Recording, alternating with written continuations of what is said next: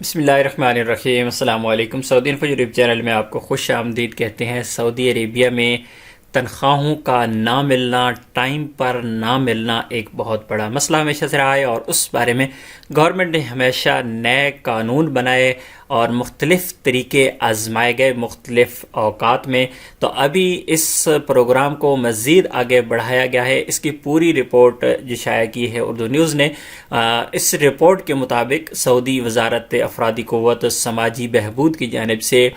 سعودی عربیہ میں غیر ملکی کارکنوں کی تنخواہوں اور اس کے علاوہ جتنی بھی بقایا جات ہیں یا ان کے اینڈ بینیفٹس ہیں، جتنی بھی ان کی ادائیگیاں ہیں،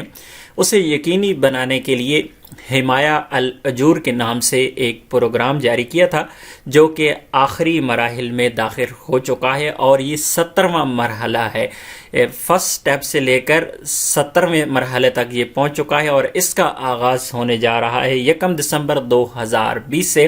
اس میں کیا کیا چیزیں آئی ہیں، اور اس کے علاوہ گورنمنٹ نے جو ادائیگیاں ہیں غیر ملکیوں کی، ان کے حوالے سے کیا اقدامات کیے ہیں، اس پر پوری رپورٹ آپ کو پیش کر رہی ہیں۔ تحفظ اجرت یعنی جو قانون ہے آپ کے بقایا جات کا، قانون کے آخری مرحلے میں ایسے اداروں کا احاطہ کیا جائے گا جہاں کارکنوں کی تعداد 1 سے 4 تک ہوگی۔ ایسے چھوٹے ادارے، ایسی چھوٹی کمپنیاں، ایسے چھوٹے مؤسسے جن کے پاس 1 سے 4 افراد کام کرتے ہیں، اب یہ قانون ان کے لیے آ رہا ہے، اور اس سے پہلے جو بڑی کمپنیاں ہیں ان کے لیے بھی قانون موجود ہیں، اس پر بھی ہم بات کرنے والے ہیں۔ یہ والا قانون جس کا آغاز کیا گیا تھا 2017 میں، اور اس قانون کے مطابق صرف اور صرف جو بنیادی مقصد اس قانون کا تھا وہ تمام غیر ملکیوں کی جو ان کی اجرت ہے، جو ان کی ادائیگیاں ہیں، ان کو بحال کرنا اور ان پر عمل درآمد کروانا تھا،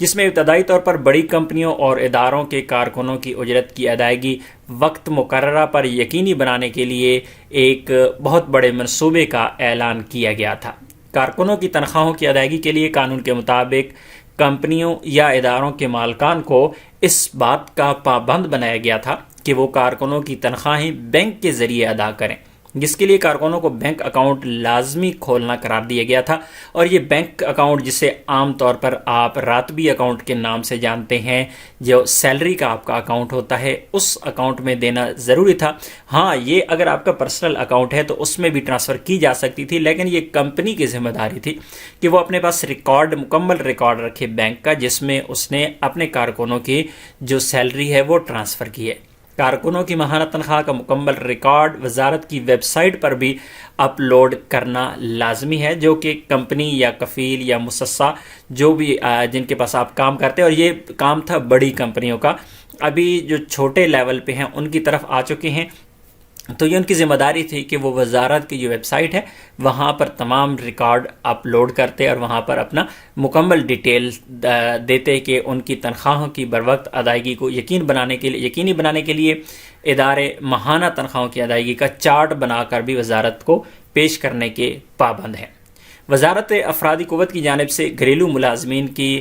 وقت پر اپنی تنخواہیں ادا کرنے اور ان کے جو بھی ادائیگی ہیں ان کو ادا کرنے کے لیے یقینی بنانے کے لیے مخصوص پروگرام ایک مساند بھی لانچ کیا گیا تھا۔ یہ مساند پروگرام صرف اور صرف گھریلو ملازمین کے لیے تھا، جو ہاؤس ڈرائیور ہیں یا پھر عامل منزلی ہیں یا عامل مزرعہ ہیں، اور اس کے علاوہ جتنے بھی گھریلو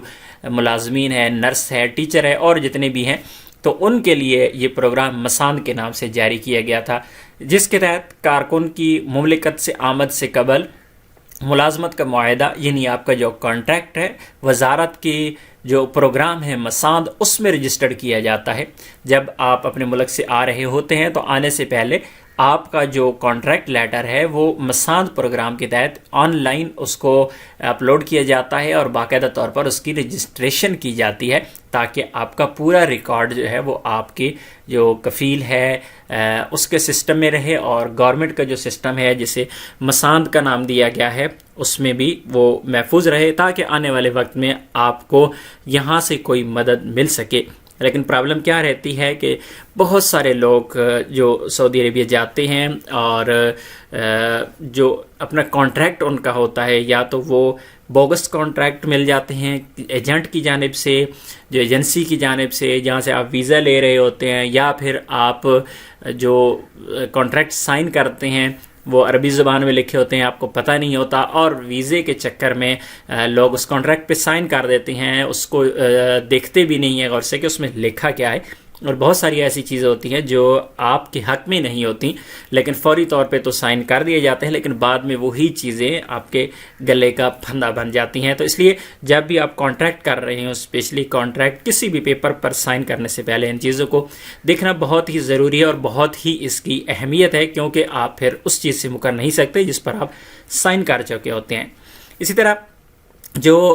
یہ اجرت کا قانون ہے اس کو مرحلہ وار نافذ کیا گیا تھا۔ جنوری 2018 میں وزارت افرادی قوت کی جانب سے گھریلو ملازمین کی اجرت کو یقینی بنانے کے لیے جو آجر ہیں، جو کفیل ہیں، ان کو 6 ماہ کا وقت دیا گیا تھا۔ اس دوران کارکنوں کے بینک اکاؤنٹ کھلوانے اور انہیں وزارت کے پروگرام میں رجسٹرڈ کرانے کا کہا گیا تھا۔ تحفظ اجرت کے قانون کی خلاف ورزی کرنے والی کمپنیوں اور اداروں پر